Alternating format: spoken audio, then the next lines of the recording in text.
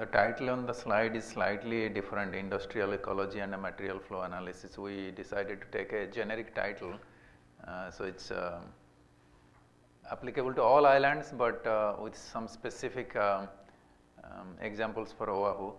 And the co-author for this is Lucas Shield. He is a scientist working with us at the Research Corporation of the University of Hawaii. So primarily I'm going to focus, as Dr. Kaneshiro said, that some of those specific issues dealing with water, waste or energy type drivers. So what is a material flow analysis? So the term originates from industrial ecology, that's a discipline in engineering, and also applies to ecosystems. So basically tracking the life cycle of materials. So whether it's industry operation or ecological operation, how something enters into the ecosystem or industry and how it gets out and what the life cycle of this whole thing. So it tracks the inputs and outputs of and wastes in the industrial ecosystem. Basically, suppose you are trying to produce something, you need to know what is your feedstock and what is you are producing and how this is the recirculation is taking place among the consumers.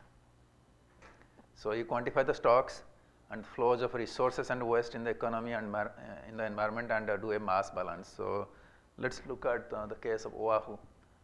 So what comes in by container ships and what goes out, and also what happens within the island itself. If somebody is a space alien and comes to Oahu maybe 50 years later, and they might have an observation that how Oahu looks like, and 50 years later they'll see all the glass buildings or concrete buildings. So that's a change of shape of Oahu taking place over 5 decades or so. So that's also important for us to know what is happening and what we are bringing in, what we are sending out. So let's take a specific stream of material, a single stream. This case is petroleum. So the crude oil is coming to different ports here, mostly Barbers Point here, and then we go through refining at the 2 refineries at the Campbell Industrial Park, Chevron and Tesoro. And then one of the products of refining is oil, engine oil. So that engine oil is used. So this step 2 is refinement, and number 3 is the engine oil is going to various parts of the island. So people are using their motor and or a car, and then it's producing waste oil. So do you know what happens to that oil? You just change it and something must be happening. So right now it's shipped outside the state. So then what happens if we know that each area is producing so many gallons, then we can think about what can be done. Can we reprocess it?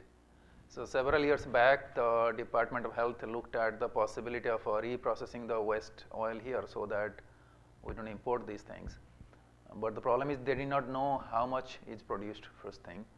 And the tankers they tried to lease, they said minimum shipment has to be 500,000 gallons. So this was the issue that since they have no idea how much they are going to get back, so that was one of the roadblocks, and there are infrastructure needed to bring this to the shipping point also. So then what happens that if we can know how much is produced in each area, then we can combine these and send to some refinement facility. And then depending upon the specs, either they can be sold to the public or go to industrial use or military use, that can be decided. So here, and if we look at per capita production of waste, municipal solid waste, typically we are very high end on the world right now, especially the island of Oahu with a high standard of living. It's 1.5 tons per person per year compared to a national average of about 1 ton in the mainland. So anybody can think about the region. So it's a tourist driven economy. So tourists use a lot of resources, and plus our high standard of living also, that's also contributing. So 2/3 of that waste is now going to H power. So this is what, it's a little diagram, little complexity involved, that what is coming in.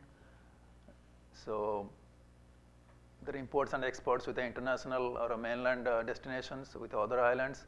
What we are using here, there is a little bit of recycling, some waste management issues.